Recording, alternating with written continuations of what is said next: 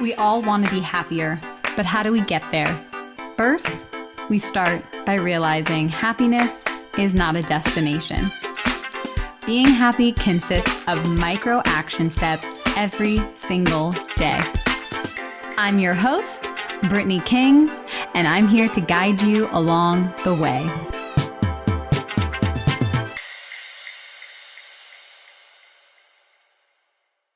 Good morning. Good morning. Oh my goodness. Okay. I have a fun episode for you today. Welcome back to the Positively Real podcast. I am your host and yo coach, Brittany King, and I am just jazzed up to chat with you today. I have a lot of different thoughts and things I want to share with you today. But as I'm thinking about today, February 14th, 2023, Valentine's Day, and what this day means to me, I always go to the thought of self-love. And I teach this to my clients, but I want to talk to you about this as well today, about how self-discipline is a form of self-love. And we'll get to that in a little bit. But it's really funny because this date is just another arbitrary date that we give meaning to. And I've never been a big Valentine's Day fan. I don't love any of the Hallmark holidays. However, when I look at a holiday as a circumstance and I decide what I want that day to mean, then it changes everything.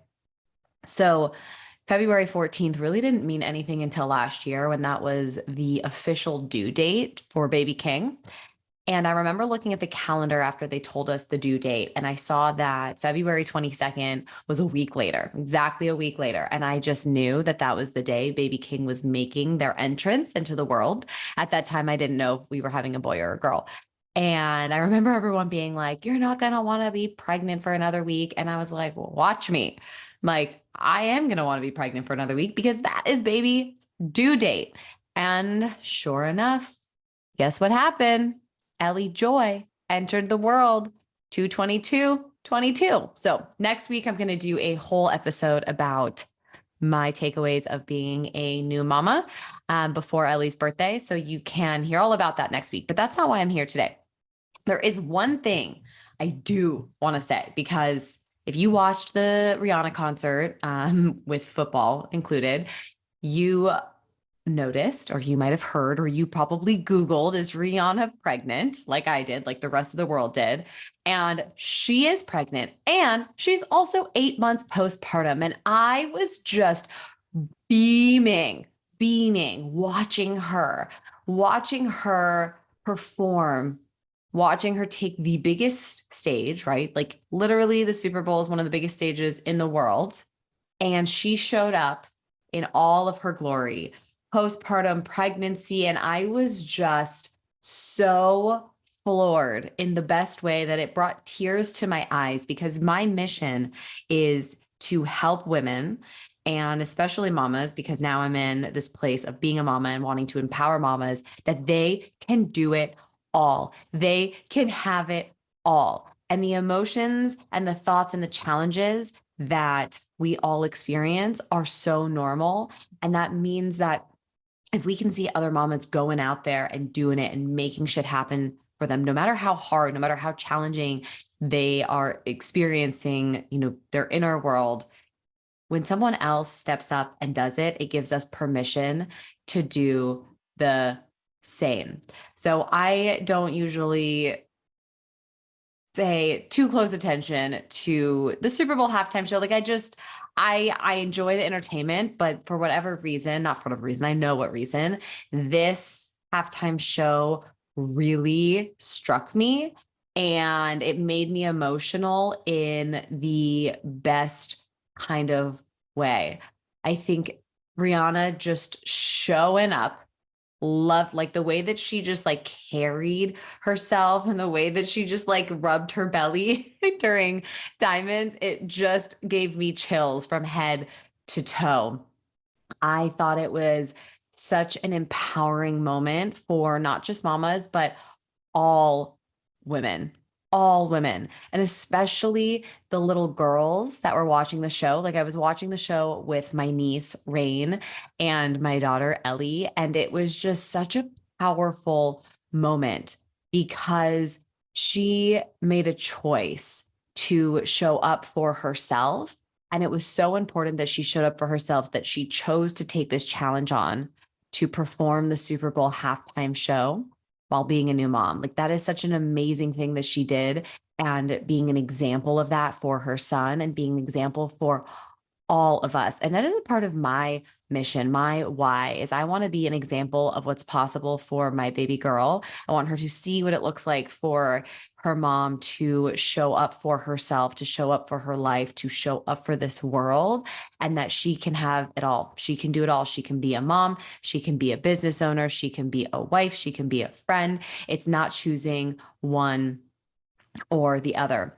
And I think this moment was just a reminder to myself that becoming a mom was one of the hardest things of my life, but it was also the best thing I've ever done. And anytime I'm making decisions, anytime that I am choosing certain things, it has to be worth it. It has to be worth it. And I feel like Rihanna was just such an example of that for the halftime show. The other thing that I just loved was that she started with "Bitch better have my money." I mean, come on. She's a billionaire, $1.4 billion self-made, crushing it. And I was like, yeah, girl, you better start with "Bitch better have my money." It was just from, start to finish. My only complaint was that it wasn't long enough, but also knowing like where she's at, maybe like that was just as much time and energy that she had to put towards that show. So anyway, that's not what this episode's about, but I have to say how empowering it was and such a reminder of like becoming a mom is the hardest thing. But like after doing that, it's like we can do hard things over and over and over and over and over again. And we can blow our own minds and be examples and help show other women what's possible, whether or not you choose to be a mom. Like, that's not what it's about. It's just being an example, showing, being like, hey, we didn't think we could do this. Watch me. We can. Oh, so good. So good. I just can't. And my heart is just still overflowing. I just couldn't get enough of it. Anyway, that's not what this episode's 100% about. But, I think a big part of this process that I have learned about becoming a new mom and just in general, because self-love has always been a foundation of my work. I became a coach really on the journey to learn how to love myself and most importantly, how to accept myself. I used to really hate myself and I experienced a lot of self-loathing, and it would manifest in some really toxic behaviors and self-sabotaging cycles. So I ended up finding my way into coaching because I was trying to figure out how to stop sabotaging myself. Like, anytime I'd be happy, anytime I would have things working out in my way, I would always find a way to mess it up. And self-sabotage was real. So self-love has always been the foundation of my work. And I find that when I'm loving myself all the way through, that my work, everything works together. My life, my work, my relationships. So I really wanted to do this episode because I noticed that a lot of my clients have a hard time loving themselves. They will pour their energy, heart and soul into everyone else in their life, which leaves very little left for themselves.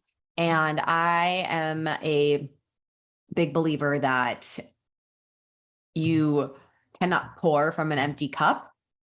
And what that means is, you cannot give without filling up your cup first, without taking care of yourself first. You hear me talk about prioritizing yourself all the time. But now I think we need to take it to a step further and understand like what that actually means. Because I think it was Will Smith that I heard talk about this like in self-love in this way. And it really resonated with me. And I want to bring it back to the podcast. So he talked about how self-discipline is the highest form of self-love. And I think that this is where my clients get caught up a lot, is that they want to have self-love, but they don't have the self-discipline to do the things, to prioritize themselves, to follow through on the commitments with themselves. So in this episode, I want to talk about how to create a practice of self-discipline. And I also want to talk about why I think that this is the highest form of self-love. We all know that discipline is necessary if we want to achieve our goals, but we also have to love ourselves enough to go after our goals from a place of abundance, from a place of acceptance, not from a place of insufficient C. So first, let's talk about what self-discipline is, because I think, when we think about the word discipline, it often has a negative connotation, like we were getting in trouble. But self-discipline, all that it really means is keeping you on track. Like, you want to have discipline, it's just keeping you on track. I always look at my husband and I'm always like, how is your prefrontal is firing all the time. He's the most disciplined person I know, but it's not in a negative way. It's not in a way of punishment. It's just what he does. He says something and then he just does it. And he stays on track. He's literally the most consistent human I know. And I'm always asking him, like, what are you thinking? And it's just, his thoughts are so basic. They're like, it's just what I do. I say I'm going to do it and I just do it. And it's just, there's no drama. It's just very clear. And it's not this, there's no fluff. It's just like, I said, I'm going to do it. And then I just do it. So self-discipline is keeping you on track. And when you stay on track, right, if you create a plan, you stay on track, you're going to hit your goals, right? So even if the goal is really big, if you stay on track or you get off track and you know how to get back on track, you eventually will hit your goals. And this allows you to expand into your full potential. Now, the problem with if you don't have discipline, then you always stay kind of stuck and you might not ever utilize the potential that you have within you.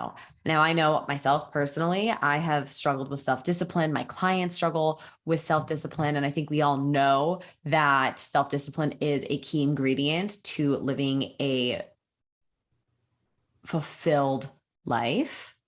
But the problem that we run into is we make a lot of excuses, and our excuses seem really valid, but it's the exact thing that keeps us from stop moving forward. So let's talk about why I think self-discipline is one of the highest, if not the highest form of self-love. The way that I look at self-love is self-acceptance. That's kind of where I think like self-love really starts, is accepting ourselves, our whole self. And then self-discipline is a part of that, because that means following through on the commitments that you make to yourself to take care of yourself. So when you're looking at self-love as a form of self-discipline, it's telling yourself that you will delay any comfort or gratification. You will delay any instant gratification for better things to come in your future. So a form of self-love is self-trust. So discipline is trusting yourself by doing what you say you're going to do. So self-discipline is trusting yourself, following through on your commitments, doing what you say you're going to do. So you do this by aligning your actions, right, with your thoughts. So we get so caught up in taking action. We just take action. We're constantly like, I got to do this. Okay, this is what I have to do to take care of myself. This is what I have to do to prioritize myself. But you can take those actions, but you won't be able to sustain those actions if the thought behind it isn't clear. So if you think you just should be taking action and you need to be doing these things without actually looking at what thought is behind it, then you're not going to be able to sustain it. And chances are it might be coming from a place of lack. It's definitely coming from a place of insecurity. So you always want to look at what your thoughts are, not what actions you're taking, because your actions are a symptom of what you're thinking. Because if your thoughts and emotions are in alignment, then your actions are just naturally going to happen. So the reason why I find that this is so important is because it's very easy to love ourselves when things are going right. All of the circumstances are lined up perfectly and we can just do without anything getting in the way. But that's just not realistic with being a human being. So true self-love is learning how to love yourself when you are facing a hard time, when you are facing an obstacle. So what you are willing to do, no matter what, to create, to go after the vision that you have for your life. So no matter what challenge comes up, no matter how difficult something is, you can love yourself through it. And I think this is where so many of my clients have a hard time. They have such a hard time loving themselves when things aren't going the way that they want them to, when they come up against a challenge and they don't like the way that they have responded to it. So learning how to love yourself and follow through with your commitments when things are not going your way is the ultimate way that you can create success in your life, where you will feel fulfilled, and where you will build the relationship of self-trust with yourself. So when I think about discipline, it means doing the hard thing right now so your future self can enjoy the benefits of it later on. And I know this is so tricky because we have instant gratification at our fingertips. We have dopamine hits everywhere we go. And when you have self-discipline, you know, if you delay, that you will get a benefit later on. So this is the delayed gratification. So I like to view self-discipline as the skill set of delaying gratification. Now, if you can learn this skill, you are going to be set up to live a magnificent, wonderful, sustainable life. Now, I'm careful when I use the word happy, because I think so many people come to me because they want to be happy, but happy is just one part of the puzzle. It's just like one part, and it's such a fleeting thing. For me, I want to feel proud. I want to feel determined. I want to feel courageous. Like, I want to feel these like big emotions. I don't necessarily want to feel happy all of the time. Like, I want to be experiencing these other emotions, because I know that the fuel that creates is going to help me create even more incredible results in my life than I've already created. So if you can develop this skill of self-discipline as a form of self-love, that means giving up a dopamine hit, something that's going to make you feel good, like checking your Instagram or online shopping or eating the donut in the moment, so you can experience the benefit that comes later on. So if you can learn how to lean in and master this, you are going to tap into the true essence of self-love. So let's talk about procrastination in terms of self-discipline, because yes, you might be thinking, okay, I know self-discipline is important, but when it comes to procrastination, our self-discipline needs to be refined. So if you have a hard time following through on tasks, commitments with yourself, like anything that you want to do for yourself, you find yourself putting it off, this is where your self-love, self-discipline is going to come into play, because procrastination comes from a lack of self-discipline. And when we procrastinate, there's a lot of fear behind the procrastination. The reason why we don't take action, we like to tell ourselves there's all these other reasons, but procrastination is a symptom of some emotion that we are avoiding, reacting to, or resisting.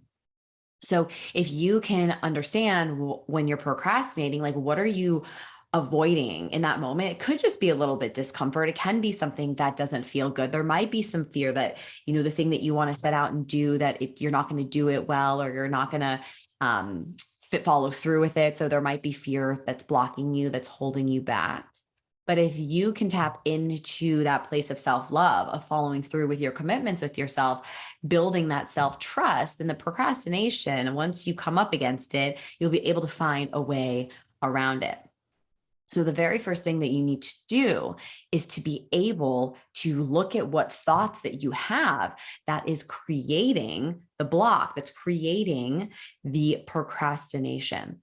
Because once you're aware of what thought is creating that emotion that's stopping you from moving forward, the easiest thing that you can do is allow yourself to be present with feeling the resistance, whatever fear, whatever anxiety is coming up. And then once you sit in that discomfort, it will move through you. When you allow yourself to process it, you allow the emotion to be there, then you're able to think much more intentionally about how you want to move forward. And when you view self-discipline as a form of self-love, and you can love yourself even when you're coming up against resistance, and you can love yourself through the resistance wall will disintegrate. It starts to dissolve. And then you stop procrastinating, because you have to love yourself enough to create a schedule, follow through on your commitments to yourself. So if you can let go of the procrastination, if you can allow yourself to feel the negative emotion that's creating the symptom of procrastination, you will be amazed at the results that you can create in your life. Like if you stop procrastinating on the things that you want to do for yourself, just imagine the results that you'll create. Now, you always need to look at if you are procrastinating, that's a symptom. You want to look at what thoughts you have. You want to look at what excuses are coming up. You want to look at the emotions that it's creating, because then once you can understand it, you gain authority over it. So if you find yourself procrastinating a lot, the first place to start is looking at your mind. What are my thoughts? What are the thoughts that I have about the thing that I'm procrastinating on? It will reveal it, and you will be able to understand why you're procrastinating and what you need to do moving forward. So let's talk a little bit about what self-discipline really is. So I know I said in the beginning that I think there's a negative connotation with self-discipline, right? We often see discipline with punishment or a set of rules you have to follow. So I want you to write down what you think self-discipline is. Like, what is your relationship with the word self-discipline? Like, what comes up in your mind? Because once you're aware of what your thoughts currently are about self-discipline and what you want your thoughts to be about self-discipline, you'll be able to move through your commitments to yourself and follow through on your commitments to yourself with so much more ease, because you won't be coming up against a wall. Right? If you think that self-discipline means you have to follow the rules and you've done something wrong, I want you to maybe be wrong. Maybe you can just let go of how you view self-discipline. And if you invite in how it feels to think of self-discipline as self-love, notice what your thoughts are and how that feels in your body. Because if you truly want to love yourself, you truly want to develop the skill of self-love, and self-love, self-discipline is a form of self-love, would it be worth tapping into this mindset to help you create the results that you want, to help you follow through on the commitments that you have for yourself? So let's talk about the power of self-respect while you learn self-discipline, because discipline is all about respecting yourself. When I Googled what discipline means, the internet said it's a habit or practice of regularly following through on a particular course of action. That's all that it means. So if you want to be disciplined, if you want to develop the skill of self-discipline, you also have to respect yourself, right? Now, if you think that this is a contradiction, then you've missed the point of what self-discipline is. Because self-discipline is an internalized act of self-respect. Because if we have self-respect, then we are going to create a very, not balanced, balance is a lie, a very connected, harmonious life. If you have self-respect, you're going to treat your mind, you're going to treat your body, you're going to treat your spirit with so much love. The way that you respect someone outside of yourself, if you treat yourself the same way that you respect someone that you admire in your life, you'd be amazed at what that would create in your internal world. So when you have self-respect, that means that you honor the commitments that you have for yourself. When you have self-respect, you create an internal dialogue that is loving and compassionate, especially when you make a mistake or when you, quote unquote, mess up. So the more that you can respect yourself, the more that you can accept yourself, the more that self-discipline that you have is going to create an amazing life for you. Now, the most beautiful thing when I say amazing life is it's so subjective and it's completely in your control. The way that you define what an amazing life is, you look at the qualities of it, and then you look at the quality of the thoughts that you have about that amazing life. that you want to create. Okay, so we've talked about what self-discipline is, what self-love is. We've talked about self-respect, right? We've talked about how to create sustained success by following through on the commitments that you make with yourself by having that self-discipline. So I think the last thing that I want you to really think about or question or journal about is if you look at the results that you currently have in your life and you look at the thoughts that you have about it, how has your level of self-love and self-discipline influenced these results? Because if we have certain results in our life and we know that our thoughts create our results, there might be a level of disconnect between what you want and what you currently have. So I want you to really think about if you have this level of self-discipline and you love yourself enough to delay the gratification today to get amazing results in the future, what that's going to create for you based off of the current results that you have. Because if you let your thoughts truly do the heavy lifting here, if you let your thoughts create so much self-love for yourself when you're following through, when you're not following through, if you let your thoughts really show up in an empowering way, I want you to think about the life. I want you to think about the results that you can create from a place of self-discipline and a place of self-love. Now, if you learn this skill, and I do say learn the skill because we are not taught the skill of loving ourselves. I know one of my clients was like, this is one of my first times even hearing about self-love. Like the thought of spending time choosing loving thoughts, accepting ourselves exactly as we are and loving ourselves enough to follow through on our commitments with ourselves. Like, she just heard of this as a concept. It just never crossed her mind because it just wasn't in her world. So this is a skill set. So I don't want you to think that, oh, I can't do this. Like this is something that other people have inherently. It's like, absolutely not. I had to learn the skill of self-love. I had to learn how to self-respect myself. I needed to learn how to trust myself. And I will say it's an ongoing practice because every new level, every new capacity that we reach, we almost have to relearn this at the newest capacity, at our newest level.